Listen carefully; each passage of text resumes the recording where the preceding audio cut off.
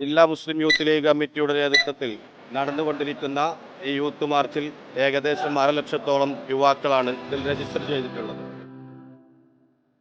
അവർക്കാവശ്യമായ പതാകയും തൊപ്പിയും ബാഡ്ജും ടാഗും ഒക്കെ ജില്ലാ കമ്മിറ്റി നേരിട്ട് നൽകിക്കൊണ്ടാണ് ഈ ജാഥയിൽ ഒരേപോലെ യൂണിഫോമിറ്റിയിൽ അണിനിരക്കുന്നതിനു വേണ്ടി തൂവള്ള വസ്ത്രം ധരിച്ച് പച്ച പതാക ഇടനെഞ്ചോട് ചേർത്ത് പിടിച്ച് അണിനിരന്നുകൊണ്ടിരിക്കുന്ന യുവാക്കളാണ് ഈ ജാഥയുടെ ഏറ്റവും വലിയ